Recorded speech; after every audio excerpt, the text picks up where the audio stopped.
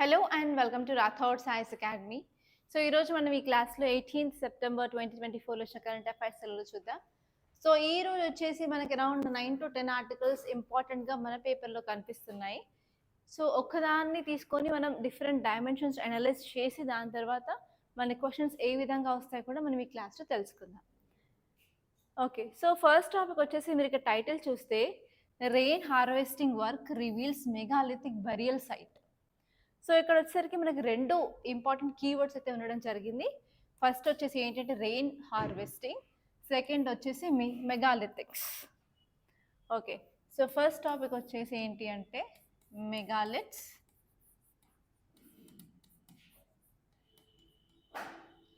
And second topic వచ్చేసి rain harvesting.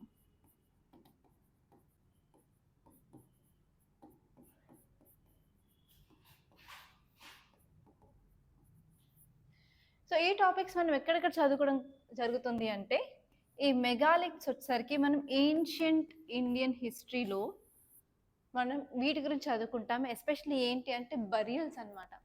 So మనం మనుషులు చనిపోయిన తర్వాత వాళ్ళని మనం ప్రాసెసింగ్ ఎలా చేస్తాము, సో కొన్నిసార్లు ఏంటంటే గుంతతో అందులో పెట్టేస్తారు. సో అక్కడ ఏంటి అంటే మనకి బిల్డింగ్స్ లాగా కట్టడం జరుగుతుంది. కానీ పురాతన కాలంలో ఇప్పుడు మనకున్న సిమెంట్ మోటార్ అవన్నీ లేవు కాబట్టి సో అక్కడున్న స్టోన్స్ని యూజ్ చేసుకొని ఆ ఏరియాని గుర్తుపెట్టుకోవడానికి లేకపోతే హైలైట్ చేసుకోవడానికి యూజ్ చేసేవారు. సో దీన్నే మనం మెగాలిథ్స్ అంటాము. సో మీరు ఆంథ్రోపాలజీ ఒకవేళ మీరు తీసుకున్నట్లయితే ఆప్షనల్లీ ఆ ఆంథ్రోపాలజీలో ఇన్ డీటెయిల్గా మీరు మెగాలిథ్స్ గురించి చదువుకుంటారు. ఎక్కడెక్కడ ఏ టైప్స్ ఆఫ్ మెగాలిథ్స్ ఉన్నాయి మన ఇండియాలో, సో అక్కడక్కడ ఆ రీజన్లో అవి డెవలప్ కావడానికి గల కారణాలు ఏంటి, అండ్ ఎస్పెషలీ ఆ బరియల్స్లో వాళ్ళు ఎలాంటి ఇన్స్ట్రుమెంట్స్ యూజ్ చేసుకొని హైలైట్ చేసేవారు.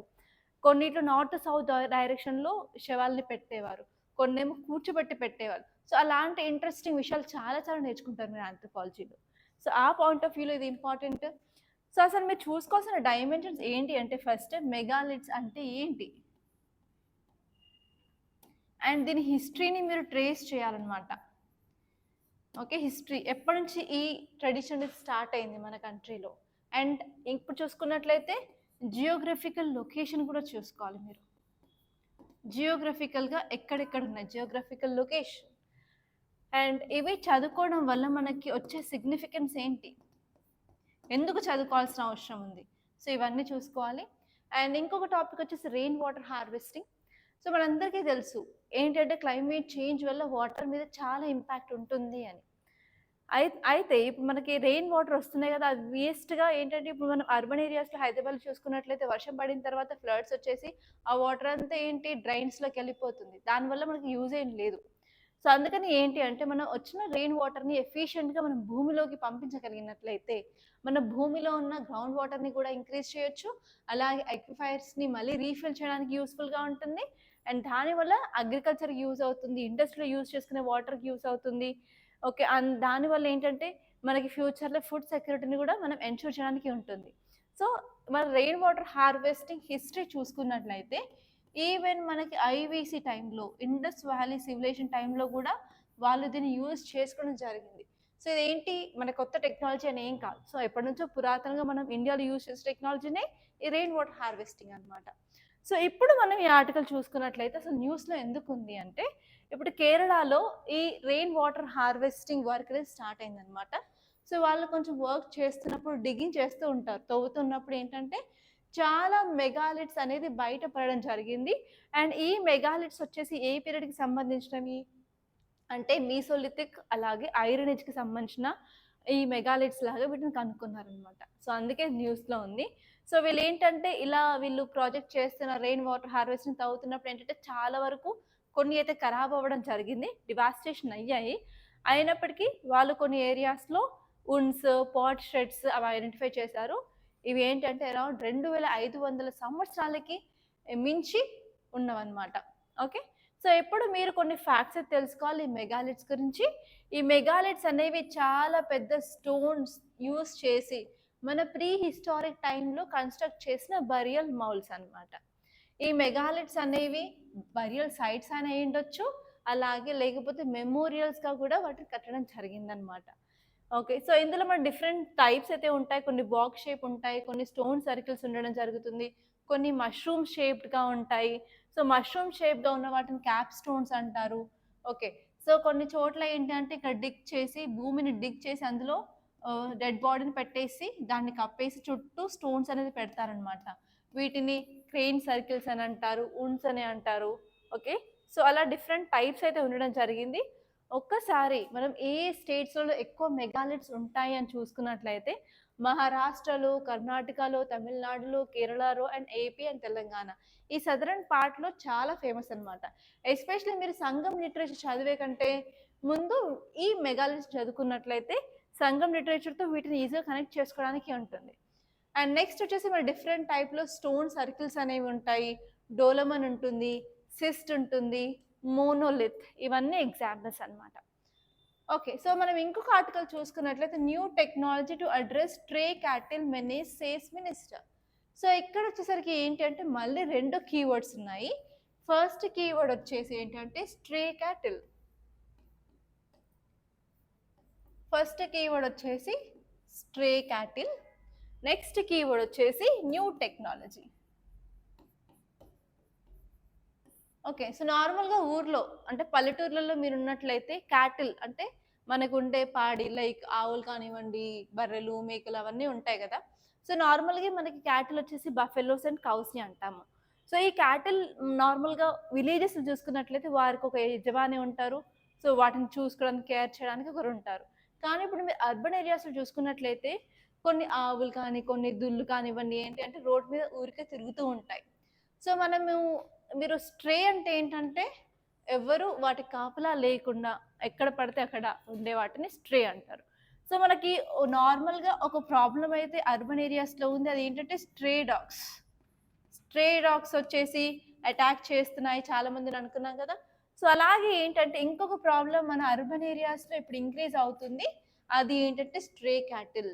ఓకే. ఆవులు రోడ్ల మీద ఉంటాయి. సో, వాటికి ఏంటంటే ఊర్లో ఉంటే నార్మల్‌గా మనకి గడ్డి, చిన్న చిన్న చెట్లు, మొక్కలు అలాంటివి దొరుకుతాయి కాబట్టి వాటి మీద ఈజీగా అవి మేస్తూ ఉంటాయి. కానీ ఇప్పుడు అర్బన్ ఏరియాస్‌కొచ్చేసరికి అసలు గ్రీనరీనే చాలా తక్కువ. సో, ఒకవేళ గ్రీనరీ ఉన్నా గూడా మనకేంటంటే చుట్టూ ఫెన్సెస్ ఉంటాయి. సో, వాటికి ప్రాపర్‌గా ఫుడ్ అవైలబిలిటీలో ఉండదు. సో, మనం చెత్త ఏయడానికి కొన్ని డంపింగ్ సైట్స్ ఉంటాయి గదా! ఆ డంపింగ్ సైట్స్‌కెళ్ళి ఏదైతే ఫుడ్ ఏదైనా ఉంటుందో అది మేస్తూ ఉంటాయి. దాంతో పాటు ఈవెన్ ప్లాస్టిక్స్ కూడా మేస్తూ ఉంటాయన్నమాట. ఓకే. సో, దానివల్ల చాలా ప్రాబ్లమ్ అయితే జరుగుతూ ఉంటుంది. ఎస్పెషల్లీ మీరు కొన్ని రీల్స్ చూసినట్లయితే ఐదర్ యూట్యూబ్ షార్ట్స్ అవ్వనివ్వండి, ఇన్‌స్టాగ్రామ్ రీల్స్ అయినా సరే కొన్ని సార్లు ఏంటంటే కౌస్ వచ్చేసి హ్యూమన్స్‌ని అటాక్ చేయడం కానీ, అసలు ఒక రీల్ అయితే చాలా ఫేమస్ అయింది. ఏంటి అంటే ఒక ఆవు ఉరుక్కుంటూ అంటే రన్ చేస్తూ వచ్చేసి ఒక షాప్ దగ్గర ఇద్దరు అమ్మాయిలు కూర్చుంటారు. వాళ్ళని అటాక్ చేయడం జరిగింది. సో, అలా చాలా వరకు యాక్సిడెంట్స్ కూడా అవుతూ ఉంటాయి రోడ్ మీద. కారణం ఏంటంటే స్ట్రే క్యాటిల్. సో, ఈ ప్రాబ్లమ్ చాలా పెద్దది అవ్వడం వల్ల ఇప్పుడు మన గవర్నమెంట్ ఆఫ్ ఇండియా ఏమనుకుంటుంది అంటే, మనం కొత్త టెక్నాలజీ అనేది తీసుకురావాలి. ఇక్కడ టెక్నాలజీ వచ్చేసి వాళ్ళు ఏమనుకుంటున్నారు అంటే ఐవీఎఫ్ ఒకటి అండ్ నెక్స్ట్ వచ్చేసి మనం మంచి బ్రీడ్స్ యొక్క సెమెన్‌ని తీసుకొని, మనం గనక బ్రీడింగ్ చేసినట్లయితే, అసలు ఇలా క్యాటిల్‌ని ఎవరైనా వదిలేస్తారా? వదిలేరు కదా!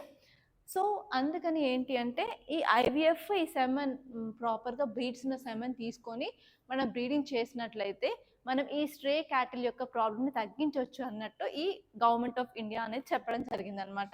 సో, ఈ ఆర్టికల్ మీరెక్కడ చదువుకుంటారు అంటే, జీఎస్ పేపర్ 2లో సొసైటీ అండ్ సోషల్ ఇష్యూస్‌లో చదువుకుంటారు.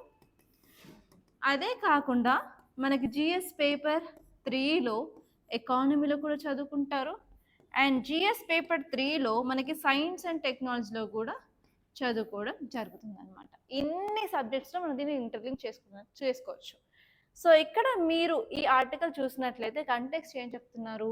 మన యూనియన్ మినిస్టర్ అనేది న్యూ టెక్నాలజీస్ లైక్ ఐవీఎఫ్ కానీ, సెక్స్ సార్టెడ్ సెమెన్ ప్రొడక్షన్‌ని తీసుకొని మనం ఈ స్ట్రే క్యాటిల్ ప్రాబ్లమ్‌ని మన ఇండియాలో మనం కంట్రోల్ చేయడానికి వీలుగా ఉంటుందని చెప్పడం జరిగింది. సో, ఎస్పెషల్లీ మనం మంచి బ్రీడ్ క్వాలిటీ తీసుకొని దాన్ని ఎంకరేజ్ చేసినట్లయితే ఈ స్ట్రే పాపులేషన్‌ని తగ్గించొచ్చు. అలాగే మనం సక్సెస్‌గా ఫ్రీ ఆర్టిఫిషియల్ ఇన్సెమినేషన్ సర్వీసెస్‌ని కూడా మనం ప్రొవైడ్ చేయడం వల్ల బిలియన్స్ ఆఫ్ ఫార్మర్స్‌కి యూజ్ అనేది అవుతుంది.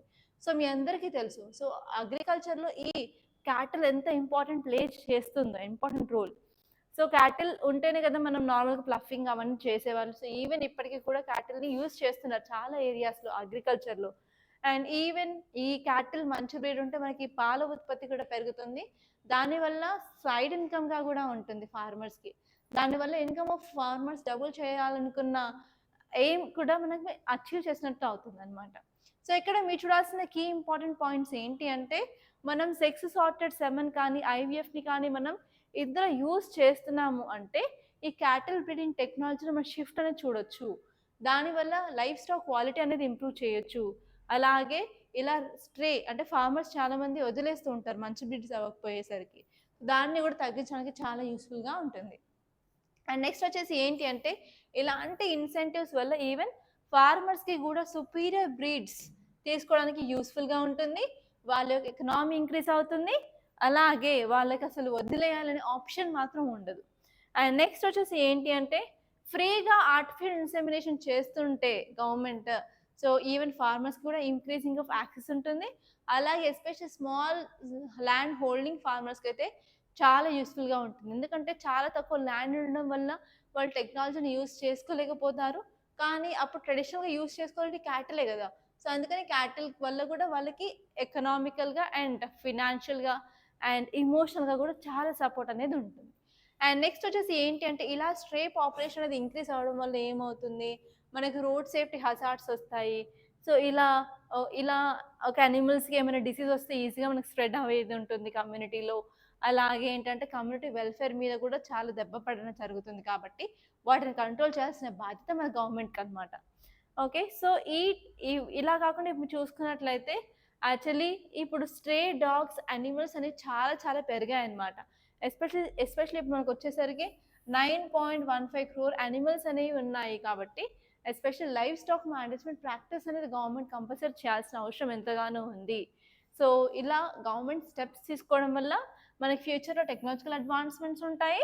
అలాగే ఇన్నోవేటివ్ ఫార్మింగ్ సొల్యూషన్స్కి కూడా చాలా యూస్ అవుతుంది అనమాట. ఓకే, సో నెక్స్ట్ టాపిక్ చూసుకున్నట్లయితే, supreme court changes resolution on chief justice appointment. So ఏంటి అంటే, సుప్రీం కోర్ట్ రీసెంట్గా ఒక 11 రికమెండేషన్స్ అనేది తీసుకురావడం జరిగింది. ఎందుకు అంటే హైకోర్టులో ఉన్న చీఫ్ జస్టిస్ అపాయింట్మెంట్ కోసం. కానీ ఏంటి అంటే ఆ రిజల్యూషన్ మళ్ళీ చేంజ్ చేయడం జరిగింది. సో జస్ట్ ఇప్పటి వరకు ఇక్కడ మీరు కొలిజన్ సిస్టమ్ అంటే ఏంటో తెలుసుకుంటే సరిపోతుంది. అంతకుమించి నీకు క్వశ్చన్ వచ్చే ఛాన్స్ అయితే లేదు. ఓకే, సో ఇప్పుడు మీరు ఈ ఆర్టికల్ చూసినట్లయితే సుప్రీంకోర్టు రీసెంట్గా ఒక 11 రికమెండేషన్స్ అయితే తీసుకురావడం జరిగింది మన చీఫ్ జస్టిస్ ఆఫ్ హైకోర్ట్స్ని ఇంప్లిమెంట్ చేయడానికి. ఓకే, సో ఇక్కడ మీరు కొలిజన్ సిస్టమ్ అని చూసుకున్నట్లయితే మనకు అపాయింట్మెంట్ ఆఫ్ సుప్రీంకోర్టు జడ్జెస్ అవ్వనివ్వండి, హైకోర్టు జడ్జెస్ అవ్వనివ్వండి, అపాయింట్మెంటే కాకుండా ఈవెన్ ట్రాన్స్ఫర్ ఆఫ్ జడ్జెస్లో కూడా యూస్ఫుల్ అయ్యే సిస్టమ్ మనం వాడుకలో చేసే సిస్టమ్ ఏంటి అంటే కొలిజన్ సిస్టమ్ అనమాట. యాక్చువల్లీ ఇది మన రాజ్యాంగంలో ఉందా అంటే లేదు, అసలు ఇది మన కాన్స్టిట్యూషన్లోనే లేదు. కానీ సిరీస్ ఆఫ్ సుప్రీంకోర్టు జడ్జ్మెంట్స్ వల్ల ఇది రావడం జరిగింది. సో అక్కడ మనం first judge case, second judge case, third judge case, fourth judge case చదువుకుంటాం. కానీ మీరు ఈ జడ్జెస్ కేసెస్ చదువుకున్నప్పుడు మధ్యలో మీకు ఎన్జేఏసీ అనేది ఒకటి వస్తుంది, నేషనల్ జ్యుడిషియల్ అపాయింట్మెంట్ కమిటీ అనేది తీసుకొచ్చారు. దీన్ని ఈవెన్ 99 కాన్స్టిట్యూషన్ అమెండ్మెంట్ యాక్ట్ ద్వారా కూడా మన కాన్స్టిట్యూషన్ ఇన్సర్ట్ చేయడం జరిగింది. కొన్ని ఇష్యూస్ వల్ల సుప్రీంకోర్టు అనేది దీన్ని కొట్టివేసేసి నల్ అండ్ వాయిడ్ అని చెప్పేసింది. దాని తర్వాత ఇంతకు ముందున్న కొలిజన్ సిస్టమ్కి మనం మూవ్ అవ్వడం జరిగింది అనమాట. సో జస్ట్ ఇక్కడ ఈ కొలిజన్ సిస్టమ్ గురించి చూసుకుంటే సరిపోతుంది మీకు as far as possible. So ఇక్కడ మీరు చూసుకున్నట్లయితే ఈ మనకి ఎలాంటి కాన్స్టిట్యూషనల్ ప్రొవిజన్స్ ఉన్నాయి అపాయింట్మెంట్ ఆఫ్ జడ్జెస్ విషయంలో అంటే, మనకు ఆర్టికల్ 124 ఉంది. ఆర్టికల్ 124 ఏం చెప్తుంది అంటే, సుప్రీంకోర్టు జడ్జెస్ని మన ప్రెసిడెంట్ ఆఫ్ ఇండియా అనేది అపాయింట్ చేయడం జరుగుతుంది. అక్కడ చేసినప్పుడు ఏంటంటే హైకోర్ట్స్తో కన్సల్టేషన్, అలాగే సుప్రీంకోర్టుతో కన్సల్టేషన్ కూడా ఒకవేళ నెససరీ అనిపిస్తే ప్రెసిడెంట్కి చేయడం జరుగుతుంది అనమాట. అండ్ నెక్స్ట్ వచ్చేసి ఆర్టికల్ 217 కూడా ఉంది. ఆర్టికల్ 217 ఏంటి అంటే హైకోర్టుకి సంబంధించిన జడ్జెస్ అపాయింట్మెంట్లో ఈ ఆర్టికల్ మనం రెఫరెన్స్గా తీసుకుంటాము. సో అసలు కొలిజన్ సిస్టంలో ఉన్న మన ప్రాబ్లమ్స్ ఏంటి అంటే, ఫస్ట్ వచ్చేసి ట్రాన్స్పరెన్సీ అనేది లేదు. కొలిజన్ సిస్టమ్ అనేది చాలా వరకు క్రిటిసిజంలో ఉంది. ఎందుకంటే అసలు ఎవరి నేమ్స్ ఎవరు ప్రపోజ్ చేస్తున్నారో మనకు లిస్ట్ ఉండదు. ఓకే. అసలు ఎవరిని జస్టిస్‌గా చేయాలి అని అనుకుంటున్నారో కూడా ఆ నేమ్స్ కూడా అసలు ఎక్కడ డిస్‌ప్లే అనేది చేయరు కాబట్టి, అసలు ప్రాపర్‌గా ట్రాన్స్‌పరెన్సీ ఉండదని చెప్పి ఫస్ట్ క్రిటిసిజం అనమాట. సో, సెకండ్ వచ్చేసి ఏంటంటే జ్యుడిషియల్ వేకెన్సీస్. అసలు ఇక్కడ కొలిజియన్ సిస్టమ్ ఉన్నదే జడ్జెస్‌ని అపాయింట్ చేయడానికి. కానీ ఎంత అంటే అది చాలా తాబేలులాగా చాలా స్లోగా వెళ్తుంటదనమాట ప్రాసెస్. ఇప్పుడు మీరు 2022 తీసుకున్నట్లయితే సుప్రీం కోర్ట్‌లో 3 వేకెన్సీస్ ఉన్నాయి. అలాగే మన హైకోర్ట్‌లో అయితే 380 వేకెన్సీస్ ఉన్నాయి. వాటిని ఫిల్ చేసేదే లేదు. అలా ఫిల్ చేయకపోతే ఏంటి జ్యుడిషియరీ ప్రాసెస్ అనేది డిలే అవుతుంది కదా! జస్టిస్ అనేది డిలే అవుతుందనమాట చాలా మందికి. అండ్ నెక్స్ట్ వచ్చేసి ఏంటి అంటే చాలా వరకు నెపోటిజం అయితే ఉంది. అలాగే ఫేవరెటిజం అయితే ఉంది అని చెప్పి ఈవెన్ లా కమిషన్ కూడా తన రిపోర్ట్‌లో ఇవ్వడం జరిగింది. అండ్ నెక్స్ట్ వచ్చేసి అసలు చెక్స్ అండ్ బ్యాలెన్సెసే లేదనమాట వీటి మీద. సో, మిగతా ఆర్గాన్స్ తీసుకున్నట్లయితే ఎగ్జిక్యూటివ్ కానీ, లెజిస్లేచర్ కానీ, జ్యుడిషియరీ కానీ సో, అక్కడ మనకు చెక్స్ అండ్ బ్యాలెన్సెస్ ఉంటుంది. కానీ ఇక్కడ ఏ చెక్స్ అండ్ బ్యాలెన్సెస్ లేకుండా వెళ్తుంది. అండ్ నెక్స్ట్ వచ్చేసి వుమెన్ రిప్రజెంటేషన్ అసలు ప్రాపర్‌గా లేదు ఈ కొలీజియం సిస్టమ్‌లో. అలా అలా కాబట్టి మనకు right to equality based on gender అనేది వయోలేట్ అవుతుంది. ఒక fundamental right. Okay. And even transfer చేస్తున్నారు. కానీ ట్రాన్స్‌ఫర్ ఏ క్రైటీరియా మీద చేస్తున్నారు? ఎందుకు చేస్తున్నారో ప్రాపర్‌గా రీజన్స్ అయితే ఇవ్వట్లేదు. సో, ఇవన్నీ మనకి క్రిటిసిజం అనమాట. ఇది చూసుకుంటే సరిపోతుంది. అండ్ నెక్స్ట్ ఇంకా 2 ఆర్టికల్స్ అయితే క్లియర్‌గా కనిపిస్తున్నాయి ఇక్కడ మన ఎగ్జామ్ పాయింట్ ఆఫ్ వ్యూలో ఇంపార్టెంట్. ఏంటి అంటే no progress in resolution of Demchok and Depsang friction points in 2 years. So, ఇక్కడ వచ్చేసరికి 2 ఇంపార్టెంట్ వర్డ్స్ అయితే ఇవ్వడం జరిగింది. దెమ్చోక్ ఒకటి, నెక్స్ట్ వచ్చి దిప్సంగ్.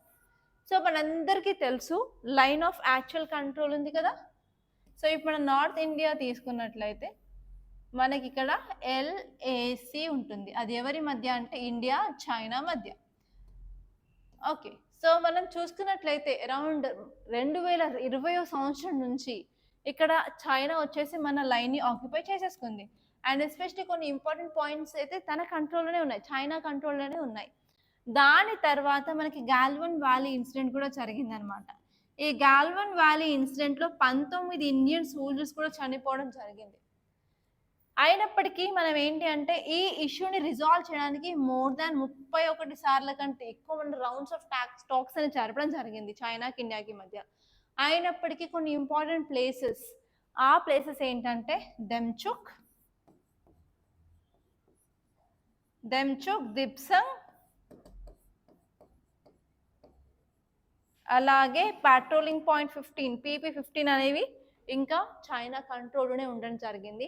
సో, ఇండియా ఏమంటుంది అవి మా ఏరియాస్ మీరు కంట్రోల్‌లో ఉండడం ఏంటి? సో, మా ఏరియాస్ మాకు వదిలేసేయండి స్టేల్‌మెంట్ తీసుకురండి అని చెప్పడం జరిగింది. అయినప్పటికీ కూడా ఇంతవరకు ఎలాంటి రిజల్యూషన్ అనేది అవ్వలేదన్నమాట ఈ ఏరియాస్ అనేది స్ట్రాటజికల్‌గా చాలా ఇంపార్టెంట్ ఇండియాకి. సో, నెక్స్ట్ ఆర్టికల్ వచ్చేసి Ukraine Gaza war figure in India US discussions before Modi visit for Quad summit. So, మీ అందరికీ తెలుసు మనకి క్వాడ్ సమ్మిట్ త్వరలోనే జరగనున్నది. సో, ఈ సమ్మిట్‌లో మనం చూసుకున్నట్లయితే ఎవరెవరు కంట్రీస్ ఉన్నారు క్వాడ్‌లో? US, India, Japan and Australia. ఈ 4 కంట్రీస్ ఉన్నాయి కదా! సో, యాక్చువల్లీ ఈ 4 కంట్రీస్ చూసుకున్నట్లయితే అగెయిన్స్ట్ చైనానే ఉంటాయి. India against China, US against China, Australia and Japan against China. So, ఇప్పుడు రీసెంట్‌గా మనకి ఉక్రెయిన్ గురించి మనకి ఏం అవసరం అంటే సో, ఇండియన్ ఫారెన్ పాలసీ వచ్చేసి కొంచెం షిఫ్ట్ అయిందని మనకి క్లియర్‌గా కనిపిస్తుంది. ఏంటి అంటే ఉక్రెయిన్ పీస్ ప్రాసెస్ వైపు మనం వెళ్తున్నాము అన్నట్టయితే క్లియర్‌గా కనిపిస్తుంది. And even India wants to mediate this piece process. So, ఇక్కడ యూఎస్ వచ్చేసరికి ఎవరికి సపోర్ట్ చేస్తుంది? ఉక్రెయిన్‌కి. అవునా? ఉక్రెయిన్‌కి యూఎస్ సపోర్ట్ చేస్తుంది. సో, అటు వచ్చేసరికి రష్యా ఇండియాకి ఆల్ వెదర్ ఫ్రెండే అయినప్పటికీ కూడా ఈ మధ్య కొంచెం తేడాలు కనిపిస్తూ ఉన్నాయి. లైక్ S-400 మిసైల్స్ అవ్వనివ్వండి. సో, ఇండియన్ సిటిజన్స్ సోల్జర్స్‌కి అక్కడ వర్క్ చేస్తున్నారని. సో, కొన్ని అలిగేషన్స్ అయితే ఉన్నాయి. సో, ఇండియా అనేది ఇక్కడ పీస్ ప్రాసెస్‌లో ఇన్వాల్వ్ అయింది కాబట్టి ఈ క్వాడ్ కంటే ముందు కూడా ఇండియా, యూఎస్ అనేది ఈ 2 టాపిక్స్ మీద డిస్కషన్ చేసుకొని తర్వాత ఇప్పుడు క్వాడ్ సబ్మిట్ చేయడం జరుగుతుంది. సో, వన్స్ ఈ సబ్మిట్ అయిన తర్వాత మనకి క్లియర్ కట్‌గా డీటెయిల్స్ అనేవి వస్తాయి. సో, అప్పుడు చూసుకుంటే సరిపోతుంది. సో, నెక్స్ట్ ఇంపార్టెంట్ టాపిక్ వచ్చేసి demographic advantage Indian economy sweet spot. So, ఈ ఆర్టికల్ చాలా ఇంపార్టెంట్ అనమాట. ఈ ఆర్టికల్ వచ్చేసి డెమోగ్రఫిక్ డివిడెండ్ గురించి చెప్తుందన్నమాట. ఓకే. ఈ ఆర్టికల్ వచ్చేసి demographic dividend. So, demographic dividend అంటే ఏం లేదు. వర్కింగ్ ఏజ్ పాపులేషన్ ఎక్కువ ఉన్నప్పుడు మనం ఈ టర్మ్ అనేది యూజ్ చేస్తాం. వర్కింగ్ ఏజ్ పాపులేషన్ ఏంటి అని అడిగితే 15 to 64 ఇయర్స్ వరకు ఉన్న పీపుల్ని మనం డెమోగ్రఫిక్ డివిడెంట్ అనడం జరుగుతుంది. సో ఈ డెమోగ్రఫిక్ డివిడెంట్ ఉండడం వల్ల ఎకనామిక్ గ్రోత్ ఆఫ్ దాట్ కంట్రీకి చాలా చాలా ఇంపార్టెంట్ అనమాట. ఎందుకంటే వర్కింగ్ ఏజ్, సో ఆ ఏజ్లో ఉన్న చాలా ఎంతూజియాస్టిక్గా, ఎనర్జెటిక్గా, పవర్ఫుల్గా ఉంటారు కాబట్టి సో వాళ్ళు ఎంత అయినా సరే ఎకనామిక్ కాంట్రిబ్యూట్ చేయగలుగుతారు. సో ఇక్కడ ఈ ఆర్టికల్ వచ్చేసి ఏం చెప్తుంది అంటే ఈ డెమోగ్రఫిక్ డివిడెంట్ ఉన్నప్పుడు ఒక కంట్రీ గ్రోత్ అనేది కంపల్సరీ అవుతుంది. కానీ ఇక్కడ ఇంకొక వర్డ్ ఏంటి అంటే డెమోగ్రఫిక్ డిజాస్టర్. ఓకే, మీరు ఈ డెమోగ్రఫిక్ డిజాస్టర్ గురించి తెలుసుకోవాలి. అంటే ఈ యొక్క డెమోగ్రఫిక్ డివిడెంట్ ఉన్నప్పుడు వాళ్ళకి proper skill, proper education, proper health అవన్నీ ఉంటే ఓకే. అవన్నీ లేకపోయేసరికి ఏమవుతుందంటే మన కంట్రీ మీద భారంగా పడినట్లయితే దాన్ని డెమోగ్రఫిక్ డిజాస్టర్ అంటాం. సో ఇండియాకు ఉన్న భయం ఏంటి అంటే ఇప్పుడు మెయిన్గా అందరి యావరేజ్ ఏజ్ చూసుకున్నట్లయితే 28 అనమాట. Very young and dynamic country. And next వచ్చేసి 60% కంటే పైన మొత్తం మన వర్కింగ్ ఏజ్ పాపులేషన్ ఉంది కాబట్టి ఇది ఒక అడ్వాంటేజ్. కాకపోతే ఇది డెమోగ్రఫిక్ డిజాస్టర్ లాగా మారకుండా చూసుకునే రెస్పాన్సిబిలిటీ కూడా మన గవర్నమెంట్దే. ఓకే, సో ఇక్కడ డెమోగ్రఫిక్ డివిడెంట్కి కావాల్సిన ఇంపార్టెంట్ థింగ్స్ ఏంటి, మనం ఫేస్ చేసే ఛాలెంజెస్ ఏంటి, మనం ఎలాంటి మెజర్స్ తీసుకోవాలి అని చెప్పి ఈ ఆర్టికల్ క్లియర్గా ఇవ్వడం జరిగింది. ఒకసారి దాన్ని చూసుకుంటే సరిపోతుంది. సో ఇక్కడ చూసుకున్నట్లయితే ఇండియాస్ డెమోగ్రఫిక్ అడ్వాంటేజ్ మనకి మీడియన్ ఏజ్ వచ్చేసి 28 ఇయర్స్ అనమాట. అండ్ ఎస్పెషలీ ఇండియాలో 63% ఆఫ్ పాపులేషన్ వర్క్ ఫోర్స్ అనేది ఈ డెమోగ్రఫిక్ డివిడెంట్ మనకు ఉంది. అంటే వర్కింగ్ ఏజ్ పాపులేషన్ ఉంది కాబట్టి చాలా చాలా యూస్ఫుల్గా ఉంటుంది. అండ్ ఎస్పెషలీ మనకున్న ప్రాబ్లమ్స్ ఏంటి అంటే డెమోగ్రఫిక్ డివిడెంట్ అయితే ఉంది, దాన్ని డెమోగ్రఫిక్ డిజాస్టర్గా మనం కావాలి అని అనుకోవట్లేదు. అండ్ కాకపోతే ఇక్కడ ప్రాబ్లం వచ్చేసి ఏంటంటే వర్క్ ఫోర్స్లో పార్టిసిపేట్ చేసే వాళ్ళు చాలా తక్కువగా ఉన్నారు. అండ్ మనకు డిఫరెంట్ సెక్టార్స్ ఆఫ్ ఎకానమీ ఉన్నాయి, primary, secondary, tertiary, quarterly and quinary. And ఎస్పెషలీగా ఇండియా అంటే గుడ్గా పర్ఫామ్ చేసే సర్వీస్ సెక్టార్లో. సర్వీస్ సెక్టార్ అంత లేబర్ ఇంటెన్సివ్ అంటే కాదు. లేబర్ ఇంటెన్సివ్ సెక్టార్స్ ఏంటి అంటే మ్యానుఫ్యాక్చరింగ్ సెక్టార్, కానీ అందులో ప్రాపర్గా ఎంప్లాయ్మెంట్ అయితే ప్రొవైడ్ చేయలేకపోతుంది. ఇది ఇంకో ప్రాబ్లం అనమాట. సో ఇక్కడ ఈ ఆర్టికల్ ఏం చెప్తుంది అంటే మనం మ్యానుఫ్యాక్చరింగ్ సైడ్ వెళ్ళాలి, అలాగే స్టూడెంట్స్కి అండ్ ఈ వర్కింగ్ ఏజ్ పాపులేషన్కి కావాల్సిన స్కిల్స్ ట్రైనింగ్ అనేది మనం ప్రొవైడ్ చేయగలిగితే మనం డెమోగ్రఫిక్ డిజాస్టర్ని ఆపడానికి వీలుగా ఉంటుంది అని చెప్పడం జరిగింది. సో ఇక్కడ మీరు చూడాల్సిన కీ పాయింట్స్ ఏంటి అంటే డెమోగ్రఫిక్ అడ్వాంటేజ్. సో మనకి యూస్ఫుల్ పాపులేషన్ ఉంటుంది, ఎస్పెషలీ డెమోగ్రఫిక్ డివిడెంట్కి. అలాగే మనం హై లేబర్ ఫోర్స్ పార్టిసిపేషన్ కూడా ప్రొవైడ్ చేయాలి. అండ్ అలా చేయడం వల్ల మనకి ఇంకా మరికొంత బెనిఫిట్స్ అనేది దొరుకుతుంది. అదే కాకుండా మనం ఎస్పెషల్లీ లేబర్ రీఫార్మ్స్ అనేది తీసుకురావడం జరగాలి. లేబర్ ఇంటెన్సివ్ సెక్టార్లో లేబర్ అంటే ఎంప్లాయ్మెంట్ ఆపర్చునిటీస్ కలిగేలా చూసుకోవాలి. అలాగే స్కిల్ గ్యాప్ ఏదైతే ఉందో దాన్ని తగ్గించాలి, మన స్కిల్ని పెంచడానికి ట్రై చేయాలి. ఎస్పెషల్లీ స్కిల్ని ప్రమోట్ చేసే ట్రైనింగ్ ప్రోగ్రామ్స్ మనం ఫోకస్ చేయాలి. అలాగే మీరు చూసుకున్నట్లయితే ఏఐ ఇంక్రీజ్ చేయడం, మెషిన్ లెర్నింగ్ ఇంక్రీజ్ అవ్వడం వల్ల కూడా మనకి నెగిటివ్ ఇంపాక్ట్ అయితే ఉంటుంది, దాన్ని బ్యాలెన్స్ చేసుకుంటూ వెళ్ళాలి అని చెప్పడం జరిగింది. అదే కాకుండా మన లేబర్ ఇంటెన్సివ్ సెక్టార్స్ లైక్ టూరిజంలో, లాజిస్టిక్లో, మ్యానుఫ్యాక్చరింగ్లో మనం బూస్టప్ ఇచ్చినట్లయితే చాలా వరకు ఎంప్లాయ్మెంట్ అనేది క్రియేట్ చేయొచ్చు అని అయితే చెప్పడం జరిగింది. అండ్ ఎస్పెషల్లీ స్కిల్లింగ్ అనేది చాలా ఇంపార్టెంట్, స్కిల్ లేకుండా అసలు ఏం చేయకూడదు అన్నట్టు చెప్పడం జరిగింది. అండ్ నెక్స్ట్ టాపిక్ వచ్చేసి ఏంటి అంటే continuing distribution of the death penalty. So ఇక్కడ మన కీవర్డ్ వచ్చేసి డెత్ పెనాలిటీ అంట. సో డెత్ పెనాలిటీకి ఇంకొక వర్డ్ కూడా ఉంది, మీరు అసలు కన్ఫ్యూజ్ అవ్వద్దు. Death penalty or capital punishment అంటాం. సో ఇంకా మన వాడుక భాషలో ఎస్పెషల్ తెలుగులో ఏమంటారు అంటే ఉరి శిక్ష.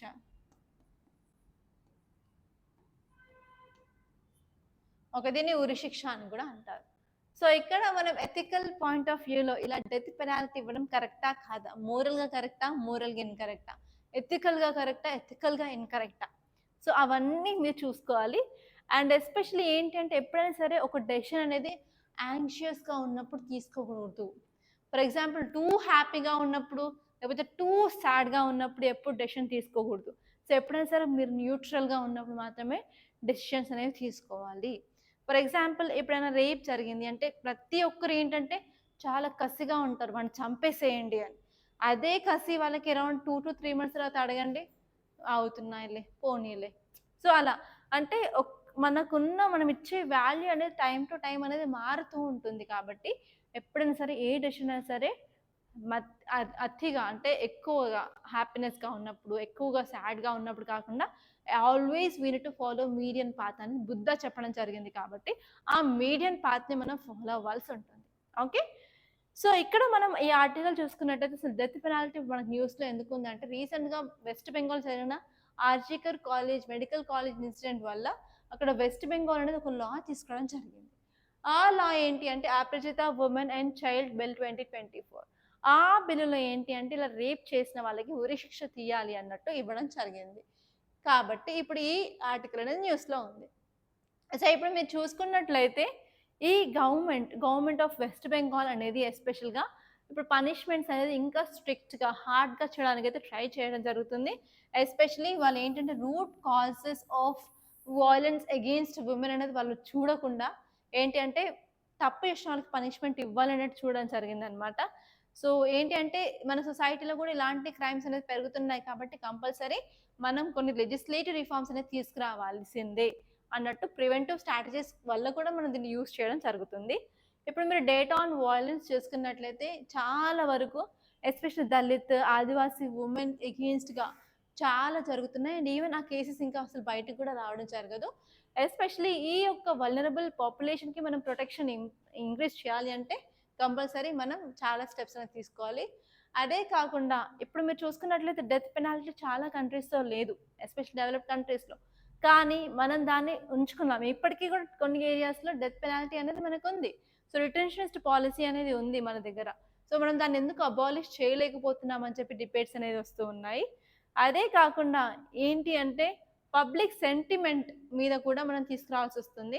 సో ఎస్పెషల్లీ 1 month అయినప్పటికీ కూడా ఆ ఏరియాలో ఇంకా అవుట్రేజ్ అలాగే ఉంది పీపుల్ నుంచి. అందుకని కంపల్సరీ ఆ గవర్నమెంట్ అనేది ఈ లా తీసుకురావాల్సి వచ్చింది. అంటే అసలు పీపుల్ యొక్క కన్సర్న్ని కూడా ఇక్కడ తీసుకొని వాయిస్ ఆఫ్ విక్టిమ్ని కూడా తీసుకురావడం జరిగింది. అండ్ నెక్స్ట్ వచ్చేసి ఏంటి అంటే ఎవ్రీడే మనకి ఇలాంటి ఇష్యూస్ ఎవ్రీడే జరుగుతూనే ఉన్నాయి. అలా అని పనిష్మెంట్ స్ట్రాంగ్ చేసినప్పటికీ ఇలాంటి ఇన్సిడెంట్స్ తక్కువ అవుతున్నాయంటే తక్కువ అవ్వట్లేదు. సో వీటికి మనం ఎలాంటి సొల్యూషన్ తీసుకురావాలి, ఎస్పెషల్లీ యాటిట్యూడ్ ఎలా చేంజ్ చేయాలి అని మనం చూసుకోవాల్సిన అవసరం ఉంది. అదే కాకుండా రీసెంట్గా మన జస్టిస్ వర్మ కమిటీ రికమెండేషన్స్ కూడా వచ్చాయి. అసలు రేపిస్ట్లకి ఉరిశిక్ష తీయాలా వద్దా అంటే వద్దు అన్నారు. సో వాటి గురించి కూడా మనం అడ్రస్ చేసి rehabilitation, social reforms, societal reforms అనేది తీసుకురావాల్సి ఉంది అని చెప్పి ఈ ఆర్టికల్ క్లియర్గా చెప్పడం జరిగింది. అండ్ నెక్స్ట్ ఆర్టికల్ వచ్చేసి climate crisis agenda remains urgent. So మనకు అందరికీ తెలుసు గవర్నమెంట్ చాలా చాలా స్టెప్స్ తీసుకుంటుంది క్లీన్ ఎనర్జీ కోసం. లైక్ సోలార్ ఎనర్జీ ఇంక్రీజ్ చేయడం కానీ, ఎలక్ట్రిక్ వెహికల్స్ని ప్రమోట్ చేయడం కానీ, రీసెంట్గా పిఎం ఈ డ్రైవ్ క్యాంపెయిన్ అవ్వనివ్వండి. ఓకే, సో చాలా అనేది తీసుకుంటూ ఉంది. అయినప్పటికీ కూడా మన క్లైమేట్ చేంజ్ అచీవ్ చేయాలి అంటే ఒక కంట్రీతో సరిపోతుందా అంటే కాదు. డిఫరెంట్ కంట్రీస్ కూడా ఇందులో పార్టిసిపేట్ చేయాల్సిన అవసరం ఎంతగానో ఉంది. సో ఇక్కడ ఈ ఆర్టికల్ ఫోకస్ చేసింది ఏంటి అంటే గ్లోబల్ వార్మింగ్ని ఎలా తగ్గించాలి అంటే 1.5 degrees to 2 degrees సెంటీగ్రేడ్ని మనం ఎలా తగ్గించాలి అన్నట్టయితే ఇవ్వడం జరిగింది. సో మీకు తెలిసిన మెజర్స్ ఏమైనా ఉంటే కంపల్సరీ కామెంట్ బాక్స్లో చెప్పండి. సో ఇది కామన్గా వచ్చిన టాపిక్, జనరల్ టాపిక్ కాబట్టి దీన్ని డిస్కషన్లో నేను తీసుకోవట్లేదు. సో ఇవ్వండి ఈరోజు మనకి ఇంపార్టెంట్ న్యూస్ ఆర్టికల్స్ మన న్యూస్లో ఉన్నాయి. సో ఇంతటితో నేను ముగిస్తున్నాను. సో మీకు కనుక ఈ క్లాస్ నచ్చినట్లయితే కంపల్సరీ లైక్ చేయండి, షేర్ చేయండి. అలాగే మన ఈ new channel Usha ma'am Rathod సైన్స్ని సబ్స్క్రైబ్ అయితే చేసుకోండి, అసలు మర్చిపోవద్దు. Thank you so much guys for watching.